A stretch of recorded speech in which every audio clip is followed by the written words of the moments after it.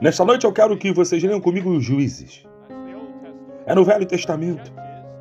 Juízes capítulo 7 e versículo 20.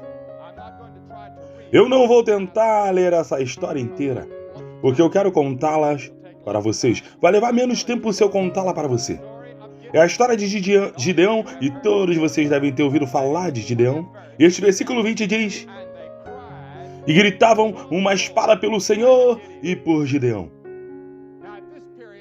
Neste período da história de Israel, eles foram conquistados pelos amalequitas, midianitas e outros povos daquela área. E eles estavam sofrendo uma grande opressão. Um dia Deus falou para um homem chamado de Gideão, e ele disse: Gideão, eu quero que você lidere meu povo. Eu quero que você seja o juiz e o líder deles. E se você fizer o que eu mandar, eu estarei com você.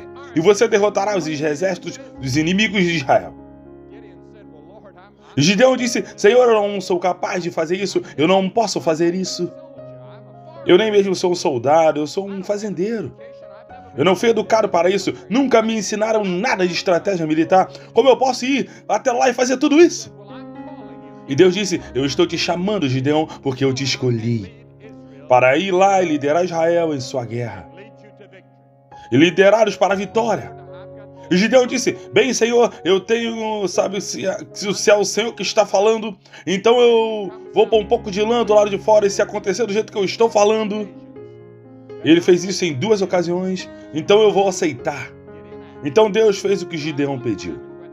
A lã ficou seca uma vez e molhada na outra, e a maioria de vocês conhece a história.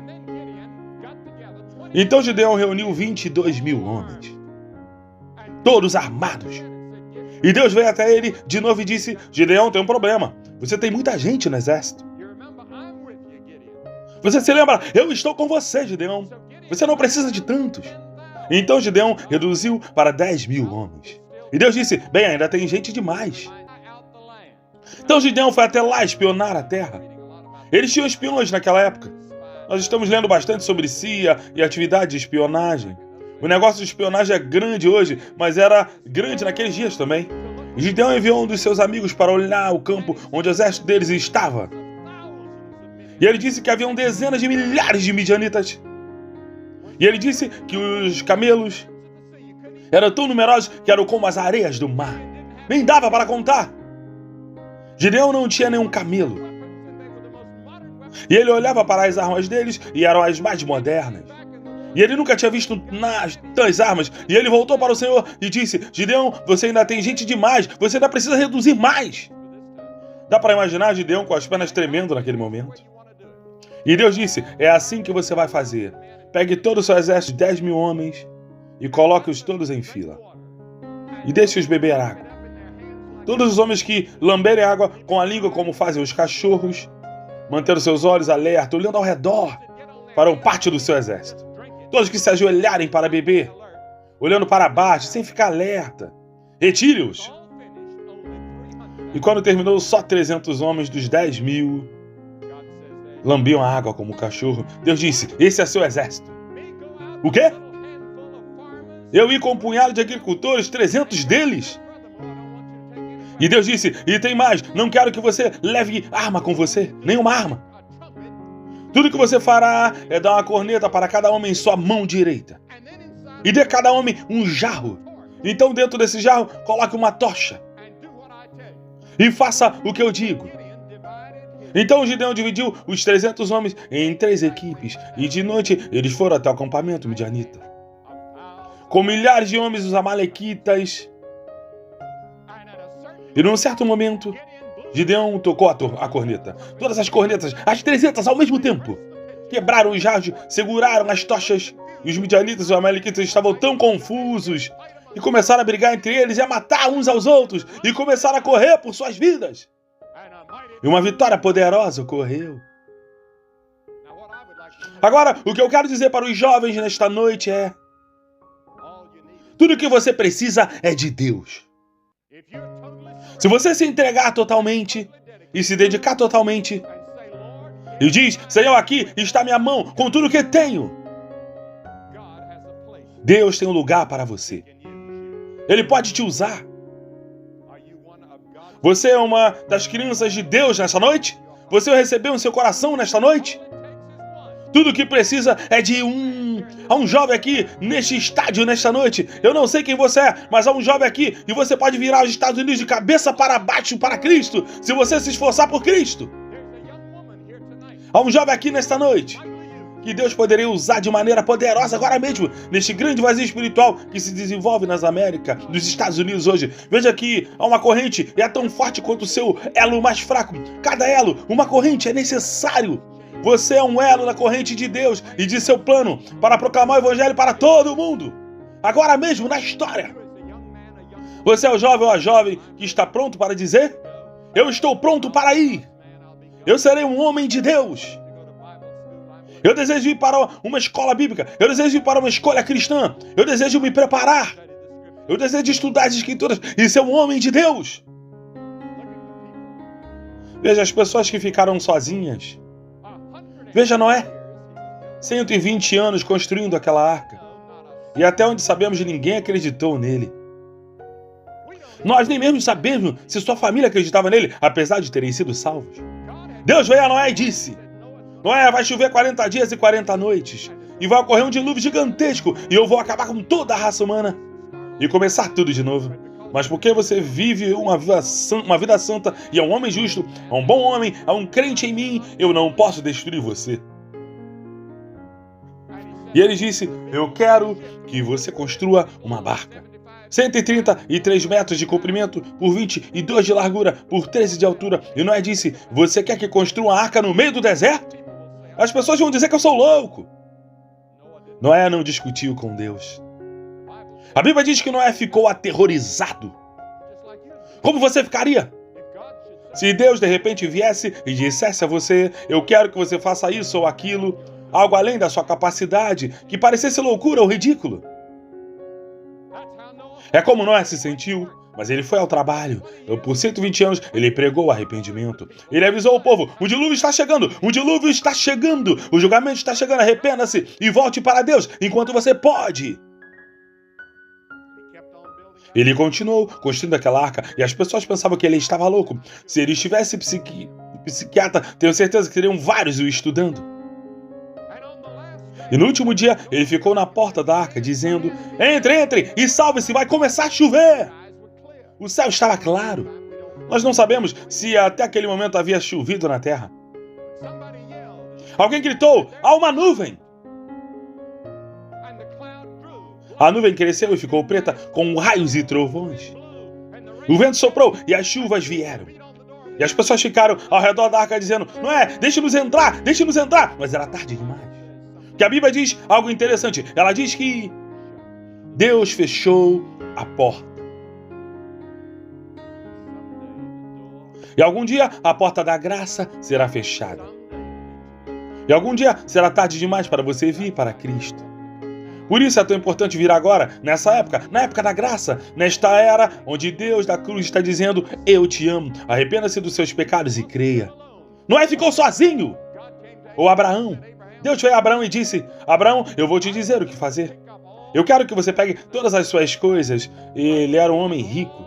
Eu quero que você pegue todas as suas coisas e vá para uma terra chamada Canaã. Eu nunca tinha ouvido falar de Canaã, ele nunca tinha ouvido falar. Ele estava em Anã. Eu quero que você leve todo mundo, toda a sua família, todas as suas coisas e se mude.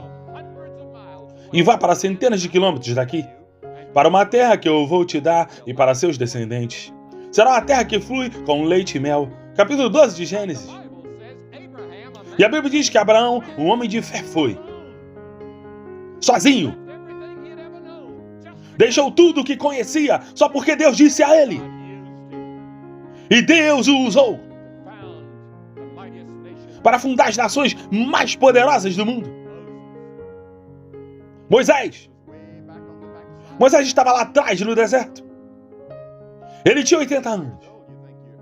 Veja, quando você tem 80 anos, você acha que já está tudo bem? Está tudo bem. E esta senhora aqui nessa noite, ela era criança aos 80 anos. Apresentamos há pouco 106 anos de idade. Como Moisés. Mas com 80 anos de idade, nós não imaginamos muito homem liderando uma nação com os 80 anos. Mas Deus veio um dia até ele, lá no deserto de Midian, e disse: Moisés viu um arbusto queimando e foi lá ver o que era. E do meio do arbusto falou o Senhor. E ele disse, eu sou o Senhor Deus. E Moisés, eu quero você para ir liderar o povo de Israel para fora do Egito. Eles têm sido escravos lá por muito tempo, por tempo demais. E Moisés disse, eu não posso. Eu nem consigo falar. Eu tenho 80 anos. E Deus disse, Moisés, eu te escolhi e eu estarei com você. Então Moisés foi. E através de uma série de circunstâncias, ele liderou os filhos de Israel para fora do Egito. E ele se tornou o maior homem do Velho Testamento. Deus, mais um único homem, acreditando em Deus, um único homem, confiando em Deus, um único homem, aceitando a responsabilidade que Deus depositou em seus ombros. Sansão. Você imagina Sansão, grande e forte? Ele não era necessariamente grande e forte. Sansão foi certamente o homem mais forte que já viveu. Mas não necessariamente ele aparentava ser forte. Tudo que ele tinha era o cabelo comprido, mas aquele cabelo comprido era o símbolo da unção e bênção de Deus sobre ele. E Deus estava com Sansão, e Sansão podia matar milhares de pessoas com a mandíbula de um burro. Ele ainda pegou 3.000 dos inimigos e matou todos em um dia, com suas próprias mãos. E rasgar suas mandíbulas com as suas próprias mãos. Ele podia pegar um urso e despedaçá-lo, contanto que ele fosse fiel e verdadeiro com Deus, porque Deus estava com ele. Você diz, Billy, você acredita nessas histórias? Eu acredito em cada uma delas. E você? Uma única pessoa comprometida com Jesus Cristo é importante aos olhos de Deus. Esta é a razão para a cruz. Encontramos o Senhor Jesus Cristo morrendo naquela cruz pelos seus pecados. E toda vez que você ver uma cruz, deve lembrá-lo do que significa para Deus. Do que você significa para Deus. Jesus não morreu somente por todos. Ele morreu por cada um. Eu quero que você escute isso novamente. Ele não morreu somente por essa multidão aqui no Novo México. E toda essa multidão assistindo pela televisão, ele morreu por cada um de vocês, como se você fosse a única pessoa do mundo pela qual ele estava morrendo. Ele provou a morte. As Escrituras dizem em Hebreus 2, ele provou a morte por todo homem. Ele morreu em seu lugar e só por você. Ele tem a capacidade de te chamar pelo nome. Eu acredito naquela cruz. Ele estava olhando para 2.000 anos atrás para dizer, Billy Graham, Andraé Crouch, Beverly Sheehan, Cliff Barrows e seu nome. Ele morreu por você. Porque ele tem os fios do cabelo e cada fio de cabelo da minha cabeça está contada. Sabe que as pessoas me escrevem e dizem, você não usa peruca ou alguma coisa? Eu digo não. Você pode vir puxar meu cabelo se você quiser. Eu tenho muito cabelo na minha cabeça. Eu tenho que aparar toda vez que eu vou cortar o cabelo. E a Bíblia diz que Deus tem todo fio de cabelo que eu tenho contado. Ele vê cada pardal cair. Você já observou os pardais? Milhões e milhões de pardais onde nós moramos. E Deus vê cada um deles. Mateus 10:29. Eu acho que ele tem todas as penas deles contadas. Ele sabe onde cada besouro ou inseto está. Ele sabe tudo, ele tem a capacidade. Confunde a mente o que Deus tem. E ele ainda te conhece e ele te ama. E ele está interessado em você. E ele irá com você daqui deste estádio para viver uma nova vida que você nunca imaginou que existisse. Mas você tem que desejar pagar o preço. E esse é o preço. Tem que haver um compromisso total. Bem, quando você se entregar para Cristo, isso não significa que você vai se tornar perfeito. Esse é o engano que muitos jovens cristãos cometem. Eles pensam que no momento em que você se entregar, você tem que ser perfeito. E que todos ao seu redor têm que aceitar Cristo, têm que ser perfeitos. E eles se tornam um pouco críticos. Muitas vezes os cristãos mais críticos são aqueles que aceitaram a Cristo recentemente. Que eles olham para os outros cristãos e crentes e não veem perfeição. Você nunca encontrará um cristão perfeito em nenhum lugar do mundo. Um dia nós seremos perfeitos. Isto nos leva à grande palavra, santificação. Num sentido, quando você vem para Jesus Cristo, você está santificado. No outro sentido, você está sendo progressivamente santificado. Em outro sentido, você será totalmente santificado quando chegar no céu. Bem, quando você vem para Cristo, você inicia lendo a Bíblia e começa a orar. Você começa a comunhão com outros cristãos e você começa a crescer. Bem, o seu crescimento muitas vezes será tão pequeno e depois de um tempo você ficará com raiva de si mesmo. Você ficará desanimado. Os primeiros 2 ou 3 anos depois que eu vim para Cristo, eu tive momentos terríveis de desânimo e abatimento. E, rapaz, é aí que está o problema. No momento em que você desanima, o diabo diz, eu te peguei. E um dos seus grandes instrumentos, desânimo. Se você cometer um erro, se você não for tudo o que você imediatamente quer ser, não desanime. Então, quando você olha para trás, 2 anos mais tarde daquele momento, você diz, na verdade, eu estou crescendo. Você pode não perceber crescer todos os dias. É um crescimento gradual. Então haverá experiências. Deus te dará experiências. Haverá experiências de dedicação de uma nova área da sua vida. E novamente haverá outra experiência e uma outra área da sua vida será dada a Deus. Deus apontará para outra coisa e dirá, Billy, eu quero aquilo. E eu entregarei aquilo. Poderá ser através de um momento de emoção. Eu não quero entregar, mas Deus diz, você tem que entregar. Você vai ter que amar aquela pessoa que está em conflito com você. É duro, mas Deus diz, eu quero que você faça. E com Deus, e somente com Ele. E me lembro quando eu estava no seminário lá na Flórida. E eu tinha um lugar que ninguém sabia a respeito.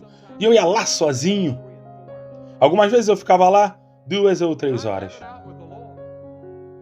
E eu ficava lá com o Senhor, assunto após assunto. O problema após problema. Eu fui lá uma vez e disse, Senhor, eu sei que ainda não fui salvo.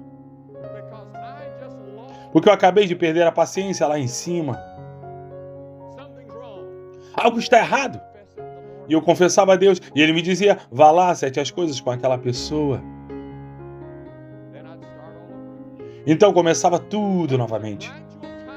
Mas era um tempo de crescimento gradual. Às vezes será um crescimento rápido, então novamente desacelerará, mas sempre crescendo no conhecimento e na graça de Cristo. E então algum dia, com Ele, perfeição. Porque nós seremos como o Senhor Jesus Cristo. Bem, o que Deus está fazendo agora na sua vida? Deus está moldando você à imagem de Cristo. De modo que você ame como Ele ama. Tenha paz como Ele tem. Tenha alegria como Ele tem. Tenha gentileza como Ele tem. E tenha raiva como Ele tem. Sim, às vezes temos que ter raiva. Devemos ter raiva do pecado. Devemos ter raiva da perversidade. Devemos ser como Ló em Sodoma, desconfortável com a perversidade. Sim, nessa noite, Deus está interessado em você. Jesus falou do pastor que tinha 100 ovelhas. E uma se perdeu. E ele deixou as 99 e foi atrás de uma ovelha perdida. Você é a ovelha perdida nessa noite? Você é o motivo de toda essa cruzada nessa noite? É você?